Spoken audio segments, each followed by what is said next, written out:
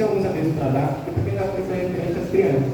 Eu, no momento, estou vendo 2 ou 3, mas a gente tem uma sala específica para as crianças nesse evento. Então, lá atrás, já tem que ser preparado para receber essas crianças e levar lá para cima onde vai ter a salinha delas. Então, por favor, você que está com criança, que está próximo de uma criança, levar ela ali para a tia que já está ali para recebê-la, por favor, está ali na porta, na entrada, e ela já recebe você e já vai levar elas. Tá? O próximo aviso, referente a celular, pessoal. Esse evento, ele vai ser voltado até também para o louvor.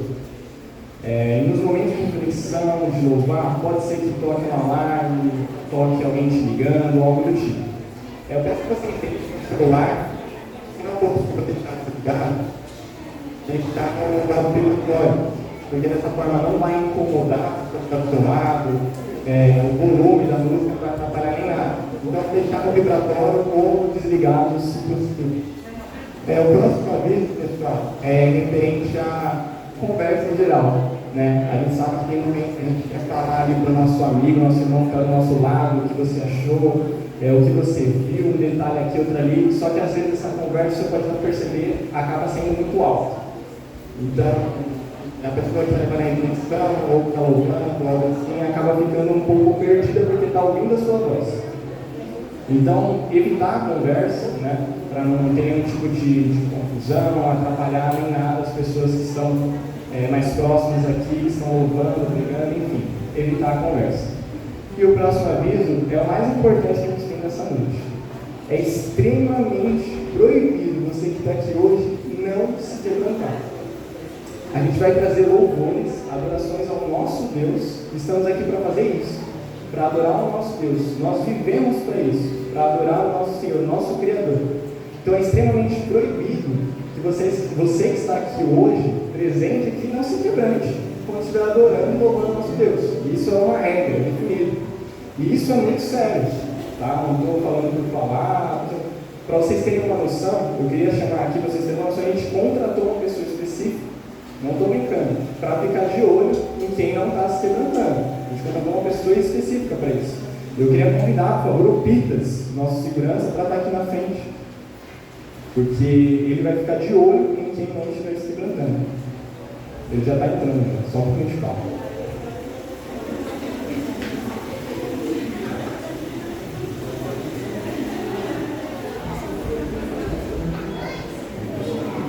Ele vai ficar de olho em cada um de vocês.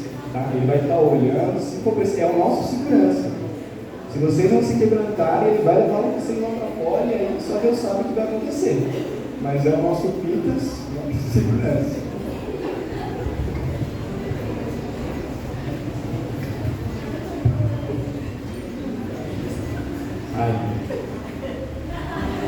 Vocês verem que é sério, não estou brincando referente a isso. Muito obrigado, Pitas. Pode se tirar de olho. Bom, pessoal, antes da gente começar, eu queria convidar o nosso pastor vai fazer uma oração geral para a gente começar de fato esse evento, para a gente acordar também. Então ele vai orar pela gente, para que a gente possa iniciar esse projeto, nossos louvores, reflexões e tudo mais. Pastor Fábio, por favor.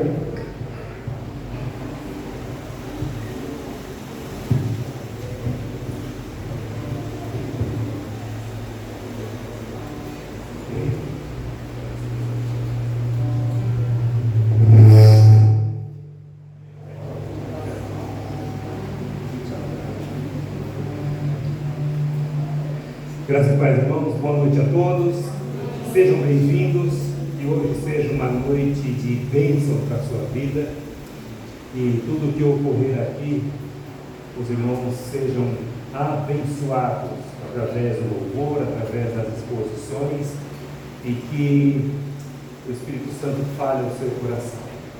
Agora, eu peço a gentileza de vocês colocarem em pé, vamos orar para iniciarmos de fato esse culto. Eu também vou orar pelas crianças, tá? Elas terão ali o momento delas, ali separado, voltado para a idade delas.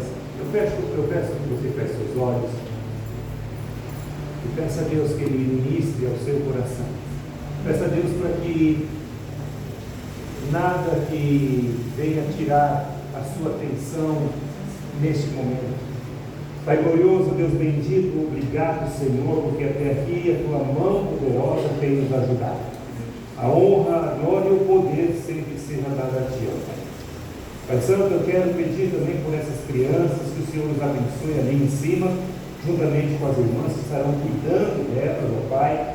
Que o Espírito Santo ministre ao coração dessas crianças para que elas entendam a importância da palavra de Deus. E aqui também, ó Pai, neste templo, neste lugar abençoado, o Senhor fale ao nosso coração, ministre ao coração também do dirigente dessa noite. Os louvores que serão cantados aqui, ó Pai, sejam louvores que falem do Senhor, ó Pai, que exalte o teu nome, Senhor. E tudo que nós temos feito aqui, ó Pai, até agora, não é para engrandecer ou para exaltar o homem, mas sim para dar honra ao teu nome, Senhor. Obrigado, Jesus. O Senhor é o dono desta festa, ó Pai. O Senhor é aquele que vai ser cultuado e louvado nesta noite, pois nós oramos agradecidos em nome de Jesus. Amém e amém.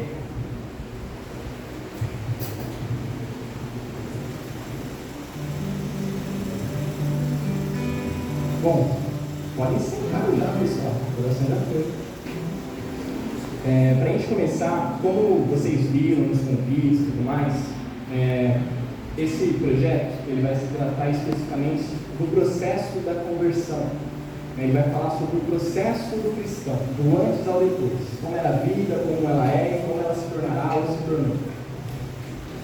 Eu poderia começar esse tema, essa pregação, com vários aspectos, né? Poderia falar sobre conhecer a Cristo, a conversão de fato, né? Poderia falar referente a vários pontos que você pode colocar que se iniciam de fato a caminhada cristã. Mas eu queria colocar um que, quando eu estava fazendo as minhas reflexões, foi o que eu achei talvez o mais importante para uma pessoa que talvez não tenha certo conhecimento, que conhece o nome de Jesus, mas não sabe de fato quem ele é. E esse primeiro tema, essa primeira mensagem, eu quero abordar sobre o assunto de conhecer o perdão, né? Conhecendo o perdão.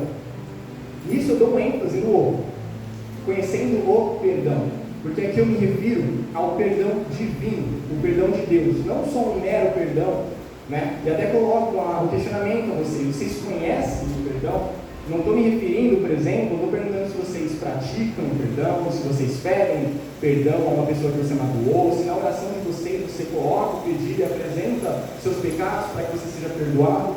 Eu estou questionando, perguntando se vocês conhecem o perdão. O perdão de Deus, ele é diferente do perdão comum, do nosso perdão. O perdão de Deus, ele é um ato de misericórdia divina, um ato de compaixão, um ato de benevolência, bondade.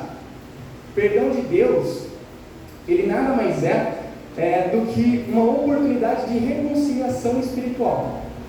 Então, o perdão que vem de Deus é aquilo que vai permitir que você tenha essa oportunidade de se reconciliar com o Pai. Esse é o perdão de Deus. Tá?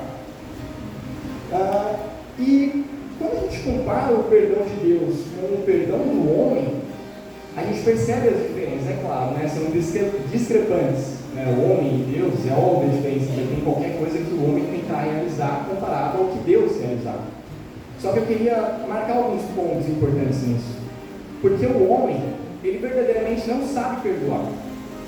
No homem sempre resta resquícios de mágoas, e ele demonstra, de fato, que ele ficou magoado, mesmo dizendo que perdoou. É um perdão da boca para fora.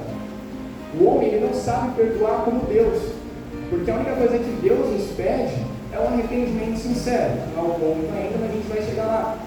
O homem não. O homem, ele sempre guarda uma mágoa dentro dele. Ele nunca consegue perdoar completamente. E o pior disso é que o próprio homem também se engana quando ele acha que perdoou alguém, quando na verdade dentro dele ele acumula mágoas. E eu posso te dar sinais disso. Quando um homem, por exemplo, ou você que está ouvindo, vamos dizer assim, você perdoa uma pessoa, só que quando ela não está na sua presença, você ainda fala mal dela. Você ainda lembra daquele ato que ela fez a você, você ainda lembra do que ela te fez de mal e faz questão de contar para os outros o que ela te fez, para denegrir a imagem dessa pessoa. Ou se não, Você fala mal dessa pessoa por diversos motivos. Ela fez um A, você reclama. Ela falou B, você reclama. Né? Também você pode ignorá-la quando ela está no mesmo ambiente que você. Você negligencia favores dessa pessoa, tudo porque você ainda tem mágoas dessa pessoa.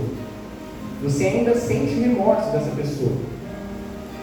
E às vezes você se engana achando que perdoa ela, quando na verdade você não a perdoou. Você continua demonstrando sinais que você ainda está magoado com ela. Eu não estou dizendo que uma pessoa que te magoou muito, você precisa ser totalmente próxima dela.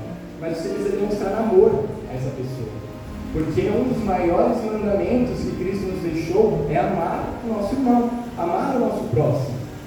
Então como que eu posso demonstrar ao meu irmão que eu o amo, se o que eu estou mostrando para ele é negligenciar favores, é ignorá-lo, é falar mal dele pelas costas? Isso não é perdão. Isso é um falso perdão, uma falsa desculpa. E é aí que está o problema verdadeiro, a humanização do perdão divino. Porque vocês viram que tudo isso que eu destaquei são relacionados ao homem. Só que muitas vezes é pregado, ou você mesmo pode acreditar, que essas mesmas características do perdão do homem também pode ser vinculado ao perdão de Deus. E eu vou te dar um exemplo. Quando você comete um pecado, você acaba caindo no pecado, uma tentação que você já se livrou, uma falha muito grande. E aí na sua cabeça, a única coisa que tem é Deus não vai mais me perdoar. Deus, o ser misericordioso que entregou o seu próprio Filho por nós, não vai te perdoar porque você é humano e caiu no pecado. Você se arrependeu desse pecado, mas você não quer abrir a boca para orar porque você está com vergonha de orar para Deus. Porque você acha que Ele não vai te perdoar, que a bondade dele não é o suficiente para te perdoar, que a misericórdia dele não é o suficiente para te perdoar. E eu sinto te dizer, mas quando você pensa dessa forma, que Deus não pode te perdoar, mesmo que indiretamente, você está negligenciando e negando a cruz de Cristo. Porque a cruz de Cristo foi justamente para que pudéssemos ser perdoados por nosso Pai. E quando você acha que você não pode alcançar o perdão do nosso Deus, você está negligenciando a cruz de Cristo, você está duvidando da eficiência, da eficácia da cruz do nosso Senhor. Só que é só uma citação. Se vocês virem em 1 João 2:2, ele vai nos escrever que Cristo, ele é a expiação pelos nossos pecados, e não somente pelos nossos, mas também pelos de todo o mundo. A cruz de Cristo, a serventia dela foi essa: não se perdoar não somente nós, mas também o mundo. Só que infelizmente, vocês sabem, tem muitas pessoas que não aceitam, não reconhecem, não querem ter Cristo como Salvador.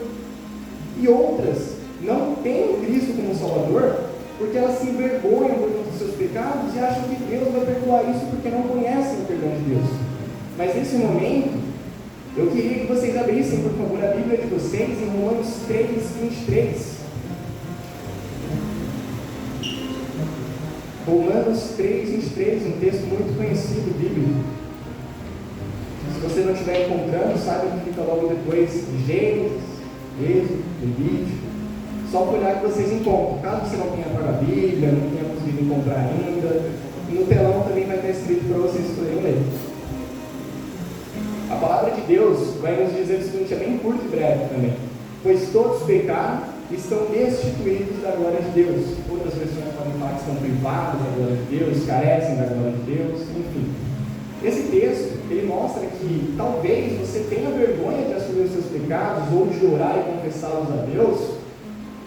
Você tem medo da reação dele, que ele não possa te perdoar, porque você é o maior pecador de todos. Isso é o que você tem em mente. Que você é o pecador mais sujo que existiu na face dessa terra. Só que Paulo nos escreve aqui que todos pecaram.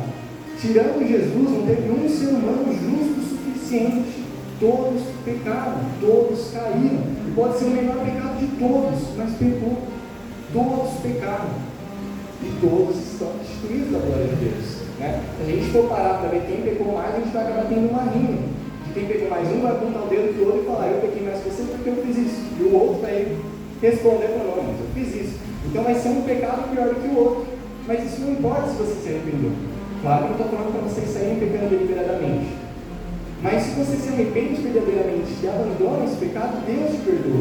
Se você sente aquele peso no coração por conta de algo que você cometeu, Deus te perdoa, porque Ele é misericordioso e, como eu disse, é um ato de benevolência do nosso Deus, porque Ele sabe que por nós mesmos nunca chegaríamos até Ele, por isso que Ele enviou o nosso Senhor Jesus Cristo. E muitas pessoas, por não saberem dessa verdade, acabam dando passos largos em direção ao inferno, porque elas não pedem perdão pelos seus pecados, elas não confessam seus pecados e acabam seguindo essa mesma vida pecaminosa, essa vida de erros, de falhas, e acaba sempre no mesmo pecado, sempre fazendo as mesmas coisas. E aí eu quero colocar uma outra pergunta para você que está ouvindo. Sobre tudo isso que eu falei, e o questionamento principal, você conhece o perdão de Deus? Ou assim como Jesus, você só conhece o nome? Você só ouviu falar? Quero te dizer que se você ainda não conhece, ou se você ainda tem medo, tem receio, ainda está um pouquinho assustado com o que pode ser o perdão de Deus, saiba que Ele ainda está esperando você. Não que Ele precise de você, mas Ele está te esperando. Ele está esperando de braços abertos, porque tanto Ele quanto você sabem que esse lugar que estamos é temporário, é passageiro, e esse aqui não é o nosso lugar. Esse aqui não é o lugar que nós vamos viver para sempre. Essa aqui não é a nossa casa. A nossa casa é onde nosso Deus habita. E é isso que eu quero falar nesse momento para vocês, que nós vamos louvar aqui para vocês. É esse louvor que eu quero passar para vocês. Nesse momento eu queria convidar vocês a colocarem de pé, para que a gente possa louvar ao nosso Deus. Peço também que prestem atenção na letra, porque muitas vezes a gente canta da boca para fora e deixa a letra passar. Mas eu peço que vocês leiam atentamente o que vocês estão cantando e adorem verdadeiramente ao nosso Deus. Porque, como eu disse no começo, nós estamos aqui para isso, para adorar o nosso Senhor. Amém?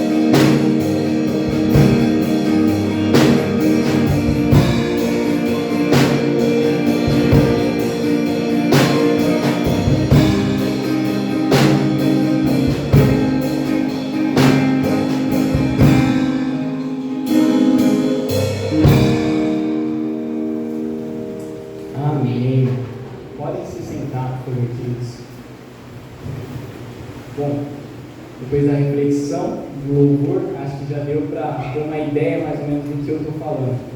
Já deu para você entender que Deus está te esperando, mesmo conhecendo os seus pecados, os seus erros, as suas falhas, conhecendo o seu ser e o seu íntimo. Ele ainda está te esperando. Que Deus paciente é esse. Mas você agora sabe de tudo isso e o que vem agora. Bom, agora a gente entra no tema do reconhecimento. Eu poderia colocar aqui como reconhecimentos. Poderia colocar mais de um, porque de fato é mais que um. Porém eu queria mesclar tudo em um só, porque eu acredito que um leva ao outro.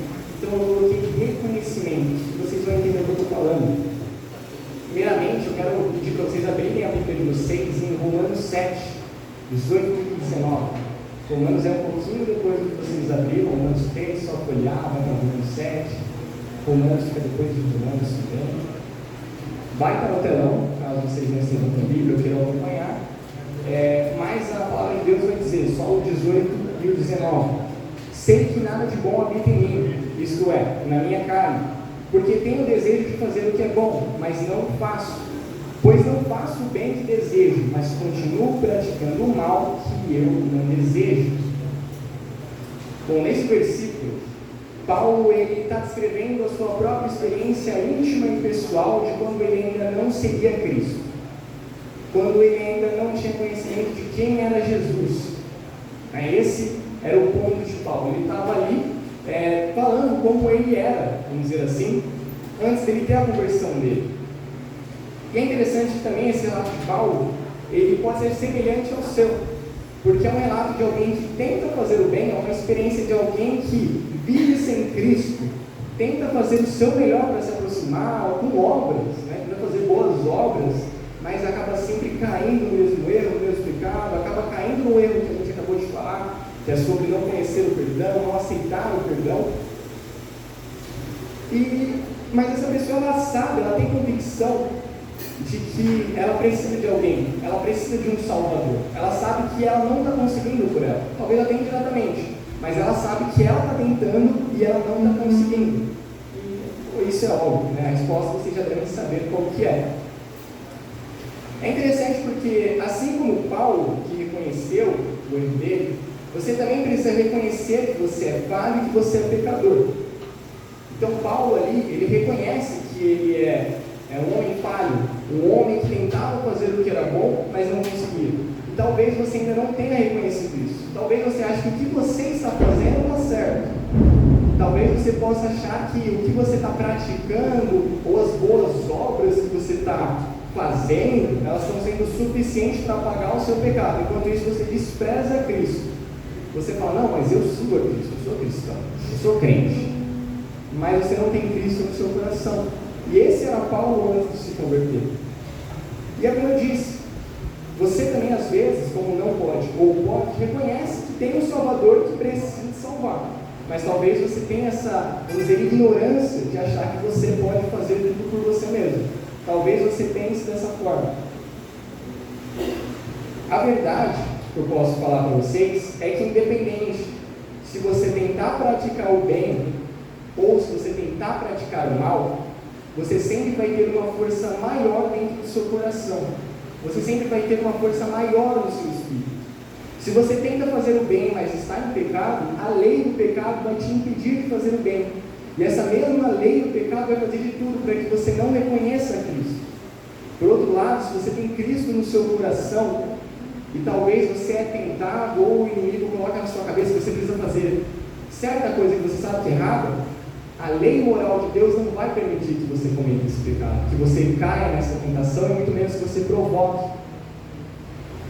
E aí entra num outro ponto, mas para você que ainda não tem a lei moral de Deus no seu ser, o Espírito Santo, você pode estar agora pensando, ele está falando isso, eu sei quem é Cristo, eu leio a Bíblia, eu tenho conhecimento, mas eu talvez não sinto, eu acabo caindo nas mesmas coisas que eu já fazia, eu acabo cometendo os mesmos pecados que eu pedi perdão ontem. E aí você entra nesse, quem que vai poder me salvar disso? Se nem eu não estou conseguindo por mim mesmo chegar a Cristo, quem que pode me salvar disso? Se você for um pouquinho mais para baixo, no versículo 25, no mesmo capítulo, Paulo ele vai dizer aí ele vai fazer a mesma questão, o mesmo questionamento, né? É quem poderá me livrar deste corpo da morte? Esse corpo pesado que talvez você esteja carregando em seus ombros, completamente cheios de pecado.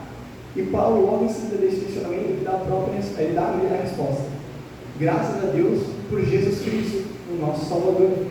Então, se você acha que você consegue por si só chegar até Deus, você não consegue. Cristo morreu para isso também, para que pudéssemos ter acesso ao nosso Senhor, ao nosso Pai. Então esse é o ponto que você tem que reconhecer. Não adianta você querer se livrar de um pecado, de uma tentação, de um erro que você comete diversas vezes. Se você não tem Cristo no seu coração como único e suficiente Salvador, você nunca vai se livrar desse pecado, porque a lei do pecado vai ser maior no seu coração. Só que a lei moral de Deus, por outro lado, como eu disse, vai agir contra o pecado. E é exatamente esse o ponto do reconhecimento. Você precisa reconhecer que o único que pode te livrar dos seus pecados é Jesus, o nosso Senhor. E também é sobre isso que a gente vai louvar agora, passar para vocês. Que o único que pode livrar e libertar você dos seus pecados é o nosso Senhor Jesus Cristo. Eu convido novamente a igreja a se colocar de pé, por gentileza. A gente vai ter mais um momento de louvor e adoração ao nosso Pai. Repito e peço a mesma coisa. Preste atenção na letra. Talvez você se identifique com essa letra. Talvez você olhe para essa letra e saiba que aquilo ali tem um pingo em você. Que essa letra talvez ela tenha sido feita para você. E eu peço que vocês prestem atenção e louvem de todo o coração. Não se sintam envergonhados de louvar, até porque, como vocês sabem, o Pipa está por aí e está prestando atenção em todo mundo. Então, se você não estivesse quebrando no seu lugar, ele vai chamar a atenção de vocês. Vamos louvar o nosso Deus agora com o louvor Liberta de mim.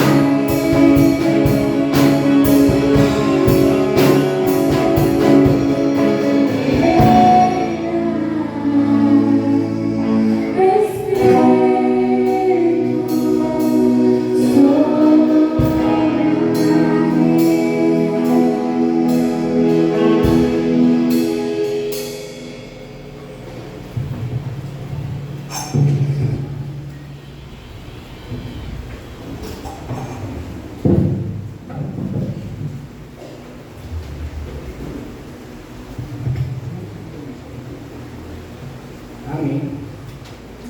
Bom, vocês podem se sentar. É tão estranho, o louvor ter acabado e ninguém ter se sentado ainda. Normalmente todo mundo já está sentado quando está olhando na cabeça. Queridos, dando continuidade nisso, a gente chega num outro ponto muito importante também dessa caminhada cristã, que é o arrependimento. O que é o arrependimento? Né? O arrependimento bíblico que Deus nos exige, que é o arrependimento que lá atrás eu falei que Deus cobrava da gente para nos perdoar. Esse arrependimento bíblico significa mudança. Mudança de atitude, mudança de comportamento. Isso é o arrependimento bíblico, o arrependimento verdadeiro. E há uma diferença entre o arrependimento no padrão de Deus, o arrependimento que Deus nos pede, com o arrependimento que você vê no mundo, o arrependimento, aquele que você guarda mágoa, que eu citei, mas conhecido também como remorso, né? O arrependimento, remorso. E eu queria explicar sobre esse arrependimento, a diferença entre os dois. Bom, eu vou usar o mesmo exemplo para ambos, tá? Vamos colocar aqui um homem adulto. No remorso que o homem sente, as consequências que ele vai temer são as consequências terrenas. Então ele acabou de adulterar, ele traiu a sua esposa. A primeira coisa que ele vai pensar é em divórcio. E aí os pensamentos vão vir seguidos de a guarda dos filhos, a burocracia do divórcio em si, como vai ser burocrático se separar, o que a esposa dele vai sentir em relação a ele, como que vai ficar a imagem dele, né, na frente, por exemplo, dos seus familiares ou dos familiares da sua esposa ou ex-esposa. E se esse cara for uma pessoa de igreja, ele vai pensar em como vai ficar a imagem dele diante da igreja, diante do pastor. Mas no fundo, ele vai acabar traindo a esposa de novo. Porque tudo isso que ele pensou, todas essas consequências estão voltadas ao mundo, ao que vai acontecer no mundo. O que vai acontecer com ele por conta desse pecado no mundo. E ele vai acabar caindo nesse mesmo mundo, ele vai acabar traindo a sua esposa de novo. Porque, se eu posso dizer, tem uma questão muito interessante, que é o excesso de dopamina. O excesso de dopamina muitas vezes fazem a pessoa cometer certos atos que vão ali para ela gerar uma felicidade, porque a dopamina está em alta no corpo dessa pessoa. Então ela precisa fazer algo para liberar toda essa dopamina, seja se envolver sexualmente com alguém, com si próprio, ou até mesmo encher a cara, beber e por aí vai. A dopamina ela vai fazer com que a pessoa ache que ela precisa de um prazer e que esse prazer está localizado naquele pecado que ela já cometeu, que ela sabe como é bom. Só que quando todo esse prazer se vai, aí a dopamina se foi, na verdade, aí vem a tristeza, vem o remorso, e aí a pessoa fica pensando nas consequências da tristeza, depois comete a mesma coisa, porque a dopamina é como uma montanha russa, uma hora está em cima e vai cair e assim vai. Já no arrependimento, no padrão de Deus, o homem que cometeu o pecado também vai pensar nessas mesmas consequências. A imagem dele, a imagem que ele vai ter diante da igreja, dos familiares, enfim. Ele vai pensar na consequência da guarda dos filhos, de uma possível separação com sua esposa, a qual ele jurou ficar junto até a morte. Só que o principal ponto do arrependimento, no padrão de Deus, é que esse homem ele vai sentir um pesar no coração, um peso tão grande, que ele não vai voltar a cair naquele mesmo erro. Ele não vai pecar de novo na onde ele tinha pecado. Não estou dizendo que ele vai virar um super-homem, mas ele vai ter uma mudança de atitude e de comportamento. A mudança de atitude, aliás, a mudança de atitude, ela vai ser baseada mais na intenção. Esse homem não vai ter mais a intenção de cair naquele mesmo pecado, e muito menos provocar tentações que vão fazer ele cair naquele pecado. Gatilhos que ele sabe que, quando acionados, fazem ele pecar. Da mesma forma, ele também vai mudar o comportamento dele, ou seja, a atitude dele vai ser outra. Ele não vai só pensar na teoria, mas vai colocar em prática. Ele vai se desviar daquilo que fazia ele pecar, ele vai se desviar daquilo que ele sabe que é errado. Ele não vai provocar as tentações, ele não vai provocar o pecado, ele não vai se achar um super-homem que pode resistir a qualquer tipo de tentação. E verdadeiramente ele vai se arrepender, porque o pesar que ele vai ter no coração vai fazer com que ele queira mudar e nunca mais volte a esse pecado. E ainda mais, além de confessá-lo a Deus, ele ainda confessa a sua esposa que o traiu, que a traiu. Ele vai deixar claro para ela que ele cometeu adultério. E seja lá qual seja a consequência, ele não vai temer a consequência que ele vai ter. Pelo contrário, ele vai pensar nas consequências que ele terá ou teria caso ele escondesse isso diante da sua esposa e diante de Deus. Porque a consequência que ele terá se ele esconder de Deus, que vê tudo, é muito maior do que a consequência que ele pode ter se ele revelar para sua esposa. Para vocês terem mais ou menos uma ideia do que eu estou querendo dizer com a mudança do arrependimento, quero que vocês abram em Efésios 4, versículo 22. Também vai estar no telão, caso vocês queiram acompanhar a minha versão, que é a nova versão internacional. Paulo aqui nos escreve, é bem interessante, né? Eu vou usar essa analogia também. Quanto à antiga maneira de viver, vocês foram ensinados a despir-se do velho homem, que se corrompe de desejos enganosos. Paulo aqui ele diz, né, que ele instruiu, e os demais foram instruídos, em ênfase, para se despir, como se fosse uma roupa suja, completamente manchada, aquela sujeira, aquele lamaçal de pecados. Uma roupa branquinha que você conseguiu deixar imunda, porque essa é a sua natureza. E Paulo diz, você foi instruído a se despir dessa roupa. Você foi instruído a se despir disso, dessa natureza pecaminosa do velho homem. Isso é o arrependimento. Você tem que tirar a roupa que está suja. Ou melhor, você não tem que tirar, você tem que permitir que Deus tire por você. Porque como eu falei no começo, eu repito, você não pode chegar a Deus senão por Cristo. Então essa roupa imunda, suja, que você está usando, de pecados, quem tem que tirar por você é Cristo. E você tem que se permitir mudar. Porque eu não vou passar a mão na sua cabeça, por exemplo, falando que você tem que tirar essa roupa gradualmente. Que essa roupa suja você tem que tirar primeiro a camisa, aí você coloca para lavar, aí depois que lavou você veste, e aí sim você tira a camisa. Não. Isso seria o arrependimento gradual que muitos pregam e muitos acreditam. Que falam para você que o processo do pecado, você vai se livrar dele de uma forma gradual. Sendo que, na verdade, gradualmente, você faz a santificação, que é um ato diário que você precisa ter. Se santificar. Agora, se livrar do pecado, você não pode ter em mente que você pode pecar hoje porque você está num processo e aí amanhã você não peca. Mas na segunda-feira você pode pecar porque esse é o processo que você criou. Porque dessa forma você vai se livrar do seu pecado. Essa semana você cai no pecado só 5 vezes, mas na próxima vão ser só 4. Não existe arrependimento gradual. Se você cai deliberadamente no mesmo erro, no mesmo pecado, no mesmo engano, não houve arrependimento sincero. Não houve arrependimento verdadeiro. Você precisa se despir completamente.